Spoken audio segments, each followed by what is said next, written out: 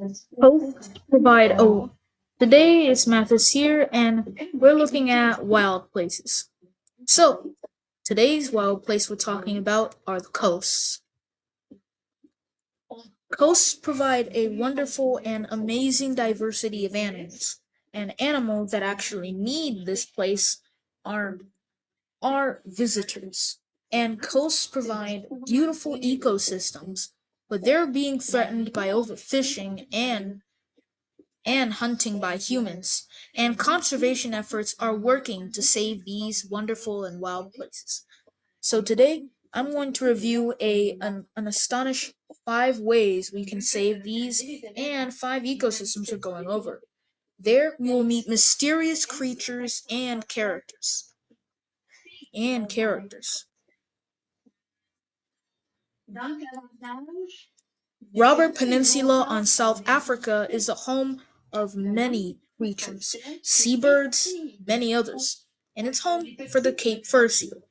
The Cape fur seal is one of the hypercarnivorous seals in the world. They usually eat fish.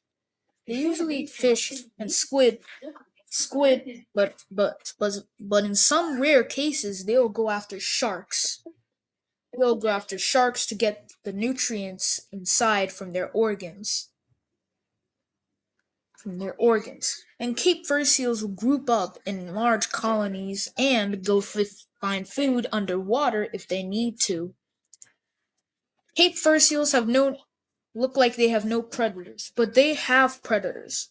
And they need to be wary of the predators they should watch out for, on land and in the sea. But let's start with the sea, because the ocean has a ton of dangers. And let's try starting with the actual apex predator. Sorry, guys. And let's start with the actual apex predator of the ocean.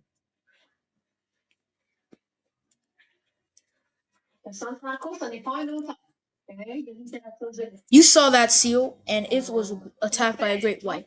Great whites are the apex predators of the ocean, and they are also known by locals as kings of the ocean.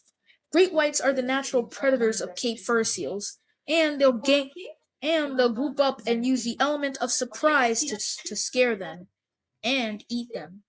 Great whites are basically misunderstood because we think of sharks as scary, but great whites are just misunderstood.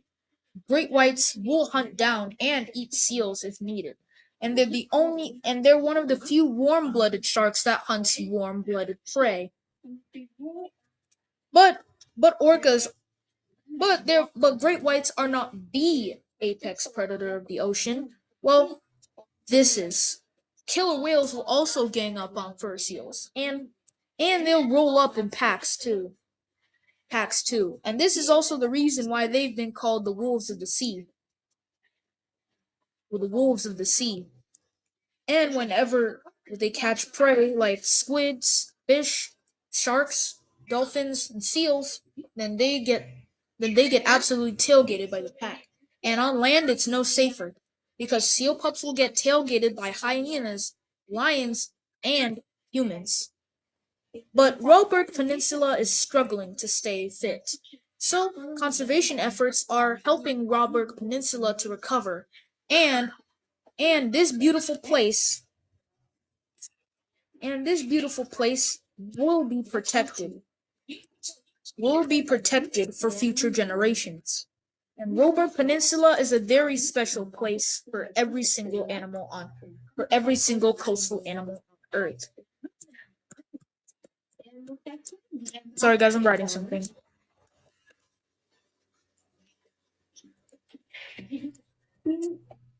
Japan has a wide range of coastlines, and Japan has islands where there are magical coral reefs below the waves. Where there are magical coral reefs below the waves.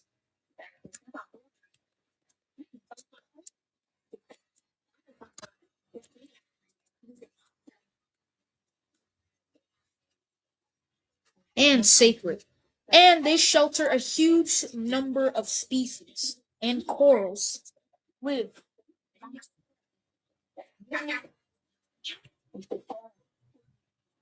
that live amongst them. And these corals makes them nearly undetectable. And these these fish are hiding beneath the corals to help them, hiding beneath the corals to save themselves from the predators that are lurking in the reefs. Turtles usually come to the reefs to rest and make themselves at home, but some cannot. And the coral reefs are sacred. They're sacred eco regions where animals can rest. And some bare rocks can help animals rest and relax. And this is a safe haven for many species. And Japan's coral reefs keep a large array of animals.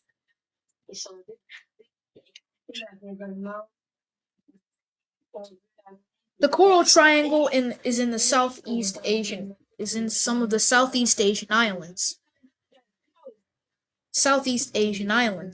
and they have a large array of wildlife.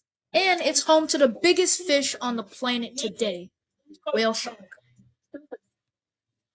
the whale shark, and it's 60 feet long.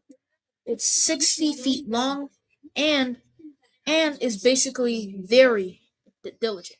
And there are also other creatures on the reef that look a bit mysterious too, but some basically have a lot of potential.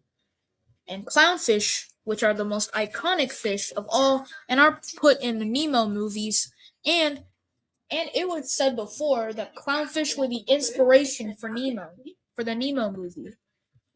Yeah, but there are many important ecosystems and coasts, and we need to do everything to protect them.